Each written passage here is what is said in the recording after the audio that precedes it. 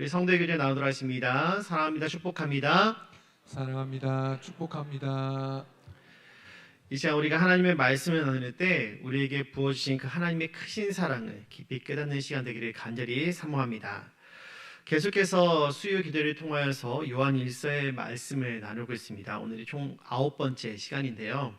요한일서 1장과 2장이 하나님과의 교제의 관점에서 성도의 신앙과 생활을 다루고 있었다면 3장부터 4장 6절까지는 하나님의 자녀로서의 성도의 신분과 또 그에 합당한 문제를 다루었었습니다.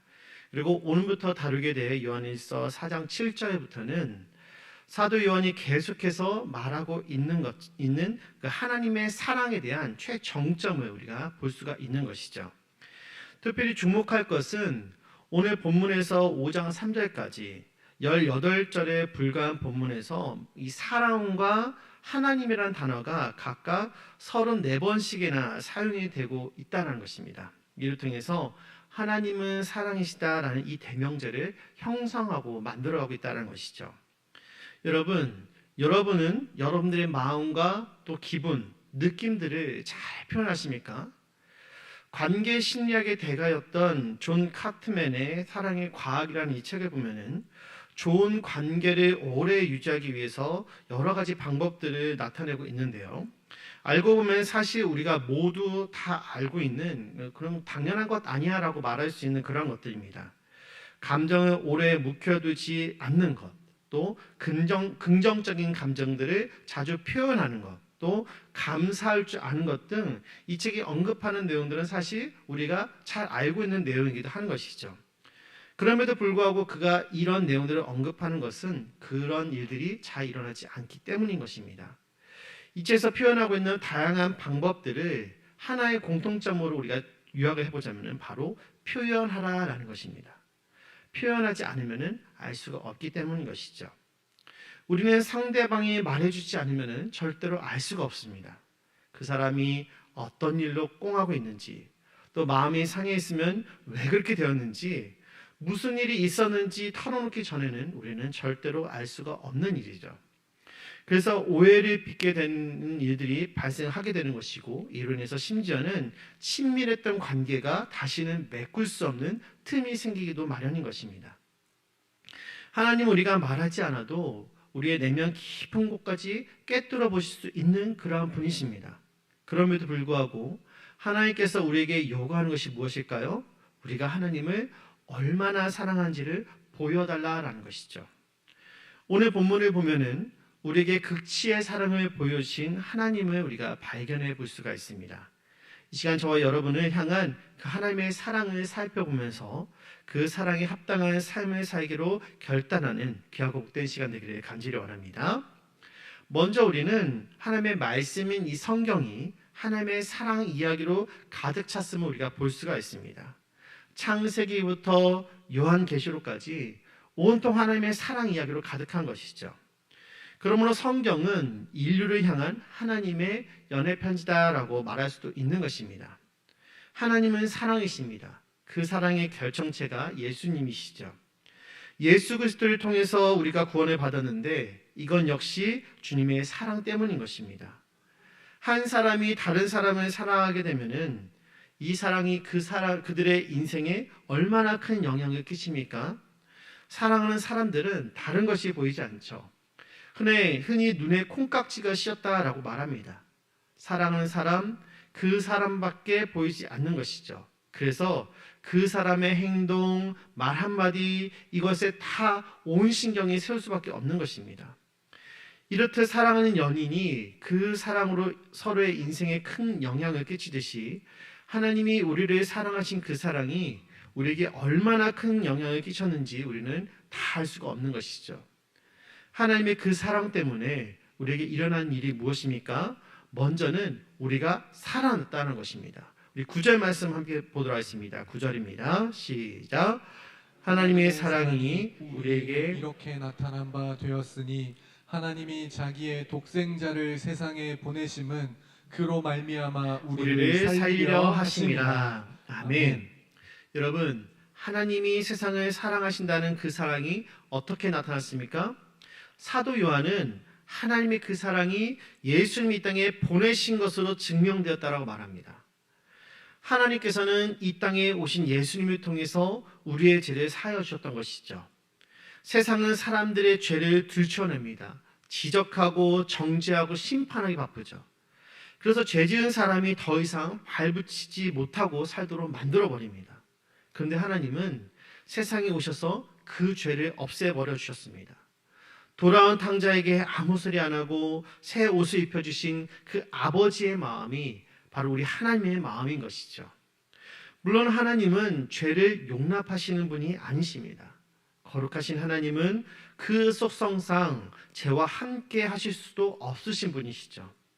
근데 저와 여러분 안에 무엇이 있었습니까? 아담으로부터 유전된 원죄가 우리 안에 있었던 것입니다. 그렇기 때문에 이 원죄를 해결하기 위해서는 그 죄에 상응하는 심판이 반드시 있어야만 합니다. 하지만 하나님은 사랑의 하나님이시기 때문에 우리 안에 원죄를 심판하시게 되면은 우리는 그 죄의 결과로 인해서 죽을 수밖에 없는 것이죠. 그렇다면 하나님의 그 우리를 향하신 그 사랑을 어떻게 증명할 수가 있겠습니까? 너무 사랑해서 죽였다고 표현해야 할까요? 그렇지 않다는 것입니다. 하나님께서 모든 인류 중에서 유일하게 죄가 없으신 분, 바로 육신으로 이 땅에 오신 하나님이신 예수님을 십자가에 달려 죽게 내버려 두심으로 우리의 모든 죄를 담당시키신 것입니다. 그래서 이사야는 예수님의 죽으심에 대해서 이렇게 말했던 것이죠. 이사야 53장 5절과 6절 말씀입니다. 제가 읽어드리겠습니다. 그가 찔림은 우리의 허물 때문이요 그가 상함은 우리의 죄악 때문이라. 그가 징계를 받음으로 우리는 평화를 누리고 그가 채찍에 맞음으로 우리는 나음을 받았도다. 우리는 다 양 같아서 그릇 행하여 각기 제 길로 갔거늘 여호와께서는 우리 모두의 죄악을 그에게 담당시키셨도다. 아멘. 사랑하는 성도 여러분, 하나님은 죄 때문에 신음하는 저와 여러분들의 인생을 불쌍히 여기셔서 살 길을 마련해 주셨습니다. 하나님은 죄를 용납하시는 것이 아니라 죄값을 지불하게 하시는데 그 값이 죽음이고 그 죽음의 하나뿐인 자신의 아들을 내어 놓으셨던 것이죠. 하나님은 먹보다도 더 검은 우리의 죄를 양털보다 더 희게 만들어 주신 것입니다. 여러분, 하나님께서 베푸신 이 용서는 그러므로 조건이 없는 용서인 줄로 믿으시기를 바랍니다. 우리는 하나님을 끝없이 의심했지만 하나님은 우리가 믿기까지 기다려주셨습니다. 우리는 여전히 불순종하고 있었지만 하나님은 우리가 순종하기를 기다리시는 것이죠. 우리는 여전히 게으르지만 하나님은 언젠가 우리가 충성된 일꾼이 될 것이라는 것을 믿고 그것을 기다리고 계시는 것입니다. 끊임없이 죄를 짓는 우리를 용서하시면서 우리가 그 길에서 돌아서시기를 하나님을 기다리시는 것이죠. 왜입니까? 우리를 사랑하시기 때문인 것입니다. 공의로우신 하나님께서 죄 가운데 있던 우리 대신에 순종하는 자신의 아들을 죽여 불순종하는 우리를 살리셨습니다. 왜입니까? 그토록 우리를 사랑하셨기 때문인 것입니다. 그러므로 사도 요한은 이 극진하신 사랑을 베푸신 하나님에 대해서 이렇게 말합니다. 우리 본문 7절과 8절 말씀 다시 한번 읽어보겠습니다. 같이 봅니다. 시작. 사랑하는 자들아 우리가 서로 사랑하자. 사랑은 하나님께 속한 것이니 사랑하는 자마다 하나님으로부터 나서 하나님을 알고 사랑하지 아니하는 자는 하나님을 알지 못하나니 이는 하나님은 사랑이심이라. 아멘. 여러분, 하나님은 사랑이십니다. 하나님의 사랑 때문에 오늘 우리가 여기까지 올 수 있었던 것이죠. 사람들은 흔히 믿음으로 구원받는다라고 합니다. 맞는 말입니다. 그러나 엄격하게 말하면 믿음으로 구원받는 것이 아니라 사랑으로 구원받는 것이죠. 하나님의 사랑으로 구원받은 그것을 우리는 믿음으로 아는 것입니다. 하나님의 사랑 때문에 받은 구원을 믿음을 통해 내 소유로 만들 뿐인 것이죠. 그것이 믿음으로 구원을 얻었다라는 것입니다. 사람들은 마치 자기의 믿음이 구원의 원동력인 줄 알고 늘 죄를 짓고 믿음으로 구원받을 줄을 알고 있습니다. 그러나 아닙니다. 하나님의 사랑이 여러분들을 살려주시고 오늘까지 온 것이죠. 성경 공부해서 구원받았습니까? 기도해서 구원받았습니까? 아닙니다. 이 모든 것은 순전히 하나님의 은혜인 것입니다. 그래서 우리는 구원에 대해서 감사해야만 하는 것이죠. 구원은 단순히 우리의 영혼이 천국에 가는 먼 미래의 일만이 아닙니다. 지금 이 땅에서 주님을 알게 된 우리는 구원을 소홀히 해서는 안 되는 것이죠. 죄가 없어서 여기까지 온 사람이 있습니까? 아무도 없는 것입니다. 하나님은 우리의 약함을 아시고 추함도 아십니다. 사람은 누구나 다 죄인인 것이죠. 그럼에도 하나님은 오늘까지 우리를 지켜주셨습니다. 우리에게 믿음이 있어서 하나님께서 이렇게 복을 주신 것이 아닙니다. 다 하나님의 사랑 때문인 것입니다. 우리가 순종을 잘해서 이렇게 복을 주셨습니까? 헌신을 잘해서 복을 주셨습니까? 아닌 것입니다. 하나님의 사랑 때문에 저와 여러분들이 복을 받고 구원을 받은 것입니다. 그러므로 우리는 이제 어떻게 살아야만 할까요? 오늘 본문에서 사도 요한이 우리에게 말하는 바가 무엇입니까? 서로 사랑을 하는 것입니다. 우리 11절 말씀 같이 보도록 하겠습니다. 11절입니다. 시작. 사랑하는 자들아, 하나님이 이같이 우리를 사랑하셨은즉 우리도 서로 사랑하는 것이 마땅하도다. 아멘. 사도 요한은 하나님의 사랑을 받은 우리가 서로 사랑하는 것이 마땅하다라고 이야기합니다. 다시 말해서 우리 모두는 하나님으로부터 사랑의 빚을 짓고 있다는 것이죠. 그 빚을 어떻게 갚을 수가 있습니까? 우리가 서로 사랑함으로써 갚을 수가 있다는 것입니다. 사랑하면 자기 자신보다 사랑하는 일을 먼저 생각하게 되죠. 그래서 주님을 사랑할 때는 자기 자신의 의견이 별로 없습니다. 언제나 주님 뜻대로 하시옵소서라고 말하기 때문인 것이죠. 하지만 사랑이 식어지면 이야기가 달라집니다. 주님의 의견이 보이지가 않습니다. 주님께서 이렇게 하자고 해도 듣지 않고 내 뜻대로 살게 되는 것이죠. 그러나 우리 주님은 자기 자신을 비우시고 우리 안에 우리와 함께 거하십니다. 주님은 자기를 비워서 종의 형체를 가져 사람들과 같이 되셨습니다. 모든 것을 버리시고 이 땅 가운데 오셨던 것이죠. 왜 그렇게 하셨습니까? 사랑하는 우리에게 오시기 위해서 이 모든 것들을 포기하신 것입니다. 사도 바울 역시 은혜를 체험하고 나서 모든 것을 버려버렸습니다. 자신의 출신도 학식도 보장된 미로도 모두 버려버린 것이죠. 왜입니까? 사랑하는 주님을 만나는데 이 모든 것이 장애가 되었기 때문인 것입니다. 사랑하는 성도 여러분, 사랑은 내 욕심을 버리는 것입니다. 자기를 포기하는 것이죠. 자기 자신을 잊어버리는 것입니다. 자신을 희생하고 사랑을 위하여 자기의 시간을 포기하는 것입니다. 사랑하는 이를 위해서는 기꺼이 물질도 버리고 선물도 하고 교제하는 비용도 부담할 수가 있는 것이죠. 마찬가지입니다. 주님에 대한 사랑이 불붙고 있을 때는 시간이 아까운 줄도 모릅니다. 주일이고 수요일이고 새벽이고 주님 앞에 나오는 것이죠. 그래도 무언가 허전해서 남는 시간이 생기면은 교회에 와서 기도하게 됩니다. 기도 시간도 이러한 사람들은 깁니다.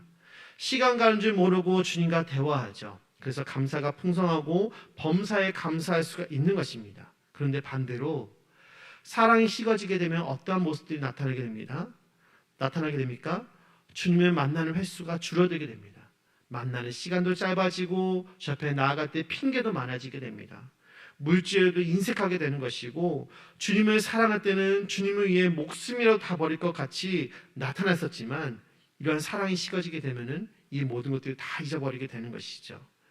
그런데 주님을 향한 사랑이 식어지면은 자기 자신을 드리기는 고사하고 자꾸만 자기는 받으려고만 하는 모습들이 나타나게 된다는 것입니다. 받아도 그것을 만족하지 못하고 부족하다고 여기는 것이죠. 주님은 우리를 사랑하셨습니다. 그 사랑을 위해서 주님께서 마지막으로 하신 것이 바로 목숨을 우리에게 주신 것입니다. 여러분들은 이러한 주님을 진심으로 사랑하십니까? 그렇다면은 계속해서 여러분 자기 자신을 비워가는 그러한 삶을 살아갈 수 있도록 여러분들 부단히도 노력하시기를 바랍니다. 그렇게 살아갈 때 탐욕의 마음들이 비워지게 되는 것이고 우리 안에 있었던 고집도 비워지게 되는 것입니다. 불순종도 비워질 수가 있는 것이고 자기중심적인 태도도 비워지게 되는 것이죠.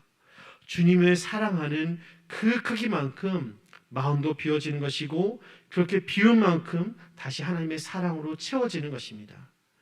우리에게 아직도 자신을 향한 마음들이 가득하다면 우리는 여전히 사랑을 모르는 것입니다. 우리를 진정으로 사랑하신 주님은 자기 자신의 모든 것을 비우셨습니다. 그리고 하나님 안에서 하나님의 뜻대로 행하셨던 것이죠.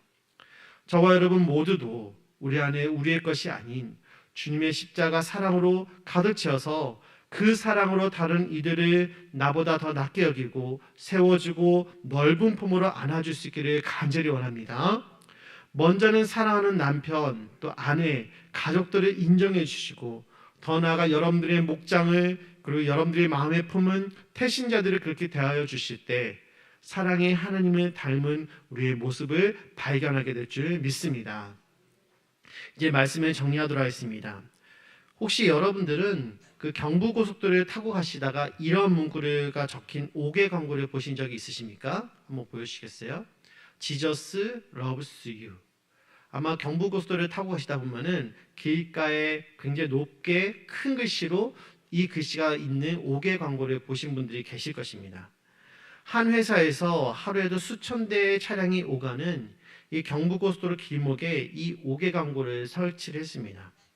매일매일 얼마나 많은 사람들이 이 5개 광고를 보겠습니까? 아마 모르긴 몰라도 그 광고 효과가 엄청날 것입니다. 그런데 이런 노른자와 같은 위치의 이 회사는 자사의 브랜드나 새로 출시된 제품을 홍보하지 않았습니다. 그들이 홍보한 것은 다른 것이 아닙니다. 예수님이 당신을 사랑하십니다. 처음에 이렇게 홍보한다고 했을 때 내부적으로 얼마나 많은 반대가 있었을까요? 또 이걸 보았을 때 예수를 믿지 않거나 기독교에 대해서 반감을 가진 분들은 적당히 하지라고 핀잔을 줬을지도 모릅니다.